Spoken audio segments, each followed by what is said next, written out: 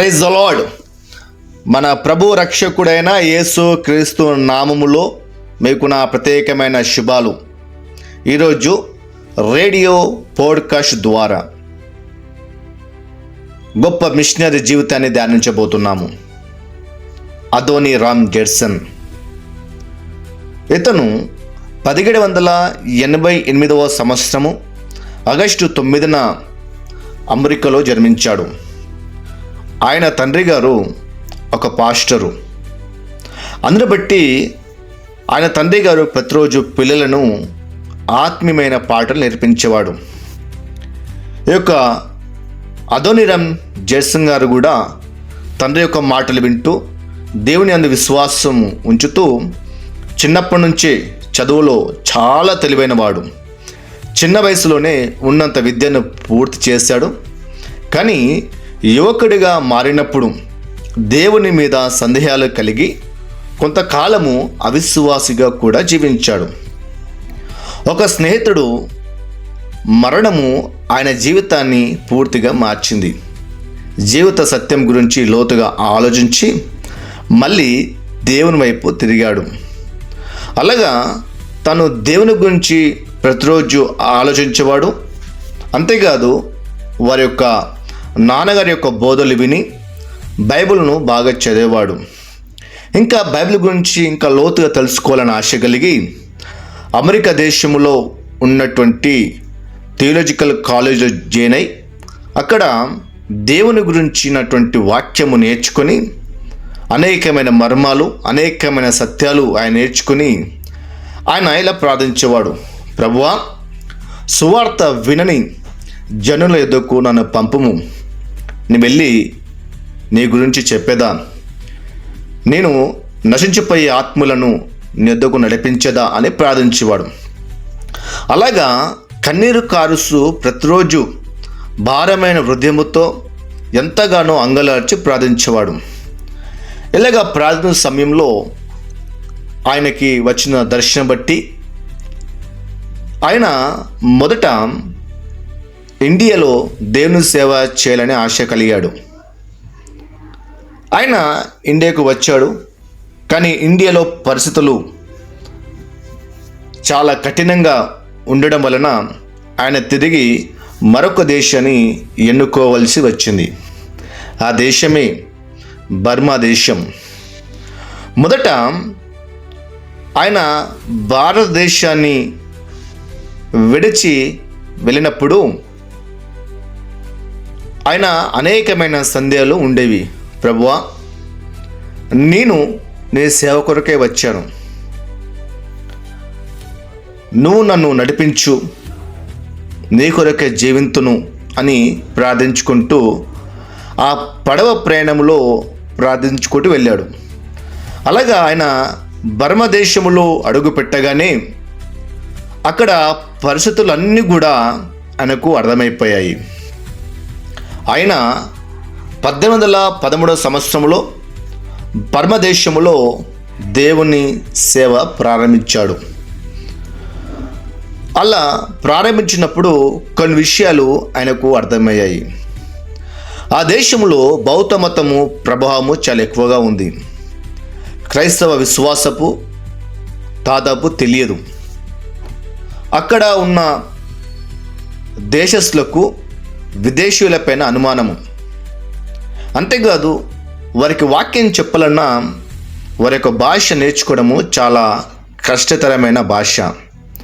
అందుకని ఈ యొక్క దేవుని సేవకుడు జడ్సన్ గారు ఆయన వెంటనే బోధించడము ప్రారంభించలేదు. ముందుగా బర్మీస్ భాష నేర్చుకోవడానికి సంవత్సరములు గడిపాడు. రోజుకు అనేక గంటలు భాష అభ్యసించాడు. ప్రజల హృదయాన్ని గెలవాలంటే వారి భాష సంస్కృతి తెలుసుకోవాలని నమ్మాడు.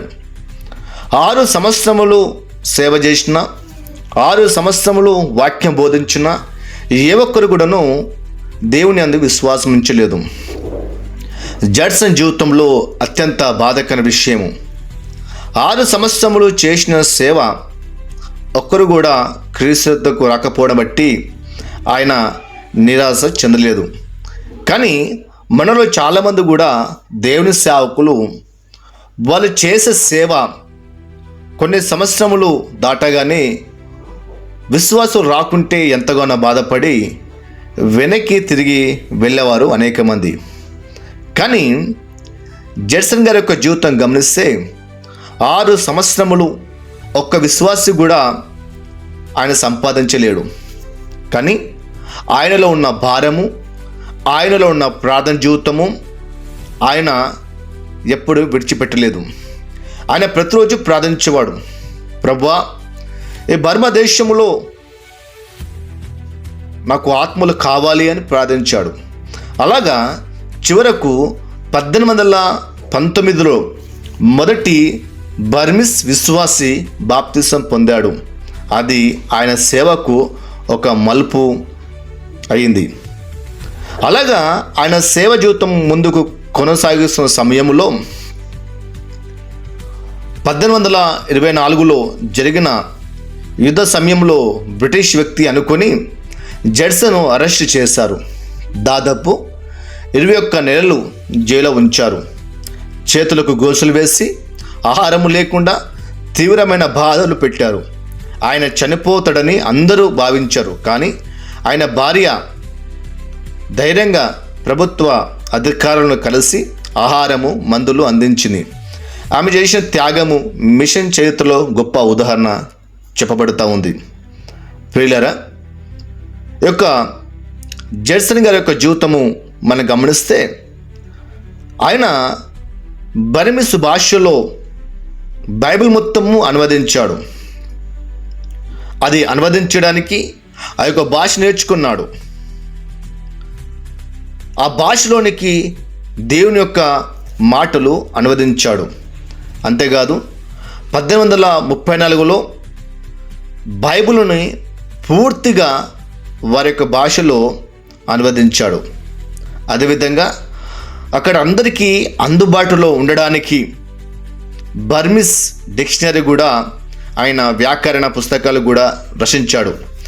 ఇవి ఇప్పటికీ ప్రభావవంతమైన కృషిని గుర్తించబడుతున్నాయి. ఆయన సేవ ఫలితము జడ్సన్ బర్మదేశాన్ని వెళ్ళినప్పుడు క్రైస్తవులు చాలా తక్కువ. కానీ ఆయన మరణించే సమయానికి అనేక సంఘాలు స్థాపించబడ్డాయి. స్థానిక నాయకులు ఎదిగారు. వేలాది మంది విశ్వాసంలోనికి వచ్చారు. ముఖ్యంగా గారెను ప్రజల మధ్య సువార్త విస్తరించింది. అలాగా ఆయన సేవ ముందుకు కొనసాగిస్తూ వచ్చింది. ఆయన మరణము 1850లో ఆరోగ్యము క్షీణించడంతో సముద్ర ప్రయాణంలో ఉండగానే మరణించాడు. కానీ ఆయన విత్తిన సువార్త విత్తనము బర్మా దేశంలో ఇంకా ఫలిస్తూ ఉంది. ఆయన జీవితంలో నేర్చుకోవాల్సిన పాఠాలు: ఫలితము ఆలస్యమైన సేవ ఆపకూడదు. భాష, సంస్కృతి తెలుసుకొని దేవుని సేవ జరిగించాలి. బాధల మధ్య విశ్వాసం నిలబెట్టాలి. దేవుని పిలుపు కష్టాల కంటే గొప్పది. కాబట్టి కష్టాల బట్టి మన పిలుపును మర్చిపోకూడదు. మన పిలుపే కష్టాలను ఎదిరించే విధంగా చేస్తుంది. కాబట్టి ఆయన చెప్పిన గొప్ప మాట ఇది: నేను మంచి పోరాటము పోరాడి తిని, పరుగు కడముట్టించి తిని, నా విశ్వాసము కాపాడుకుంటేని అని గొప్ప దేవుని సేవకులు తన నోటితో చెప్పిన గొప్ప మాట. ప్రియులరా, ఇలాంటి సేవకులను మనం కనుగొనగలమా? ఇంత గొప్ప సేవకుని మనం చూడగలమా? తన జీవితంని త్యాగం చేశాడు. బర్మా దేశంలో తన కుటుంబమునే ఆ దేశం కొరకై వాళ్ళు శ్రమపడ్డారు. ఆ కుటుంబమే దేవుని సేవలో నిమగ్నమై ఆ దేశాన్ని క్రీస్తు వైపు నడిపించారు.